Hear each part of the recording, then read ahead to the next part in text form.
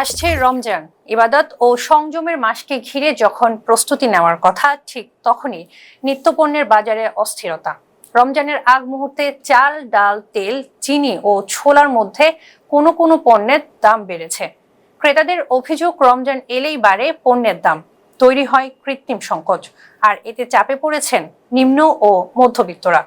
রমজানের ঠিক আগ মুহূর্তে বাজারের এমন চিত্র তুলে ধরলেন প্রতিনিধি আরাফাত আদিফ। প্রতিদিনের বাজার যেন সাধারণ মানুষের কাছে এক কঠিন পরীক্ষার নাম।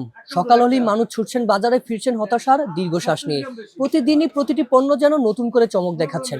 এই দ্রব্যমূল্যের ঊর্ধ্বগতি নিয়ে সাধারণ মানুষ কি বলেন, চলুন জেনে নেই। প্রায় রেগুলার এখান থেকে মুরগি কেনা হয় 280 টাকা করে কেজি, তো আজকে হঠাৎ করে এসে দেখি 330 টাকা করে কেজি রাখতেছে। পাঙ্গাস মাছ কিনে 160 টাকা কেজি, 150 টাকা কেজি। ওই পাঙ্গাস কিনছে 250 টাকা কেজি। গরু 700 কিনছি 900 টাকা কেজি। এই গরু কিনলাম, মালের দাম বেশি।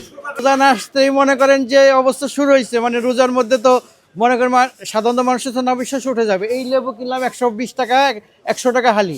অন্যান্য দেশে আপনার রমজান আসলে ডিসকাউন্ট দেওয়ার প্রতিযোগিতা চলে, কে কত ডিসকাউন্ট দিতে পারে, কত পার্সেন্ট। আর আমাদের বাংলাদেশে হলো রমজান আসলে কে কত বেশি নিতে পারে ওইটার প্রতিযোগিতা চলে। এটা তো 50-60 টাকা হইলে তাও চলে মোটামুটি। শসা 120 টাকা আজকে হয়ে গেছে, বেগুন 100 টাকা লম্বাটা আজকে হয়েছে, কালকে তো 150 টাকা চাবে না, এটা অস্বাভাবিক কিছু না। আপনার এক সপ্তাহ আগে ড্রাগন নিছি 300 থেকে 320 টাকা কেজি, আর কালকে ড্রাগন নিলাম আপনার 500 টাকা কেজি। নেই অবশ্য দাম জিজ্ঞাসা করছি, 500 টাকা কেজি।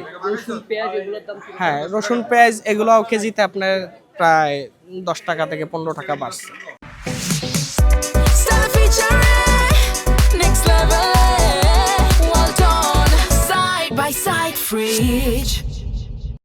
কারণ এই দেশে যে যেমনি পারতেছে নিতেছে, সুযোগ সন্ধানী সবাই। এটা আমরা বলি যে মুসলমান, কিন্তু কাজে কামে তো কোনো মুসলমানের কোনো ছিটাফোটা কোনো নাই, লেশ নাই এর ভিতরে। হ্যাঁ, কাঁচা বাজারও বাড়তি।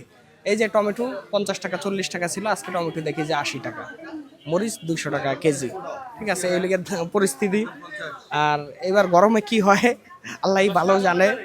আর এবার শীতেও কিন্তু মানুষ ওরকম কম দামে তরকারি খেতে পারে না।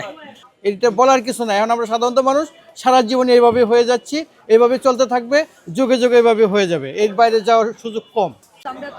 লেবুর দাম বাড়ার কারণ কি, সামনে মনে করেন রমজান মাস উপলক্ষে তারা গাছের থেকে সিন্ডিকেট করতেছে, যে বাগানের মালিক যারা তারা, বুঝছেন, রমজান মাসে পারবো। এখন মনে করেন কম বাইঙ্গা এটা বাজারে একের করে ঢুকায় মনে করেন মুকামে ঢুকায় এটা আমরা দেয় 20 টাকা 22 টাকা পিস কিনা পরে আমরা বেচা 12, 15, 16, 18।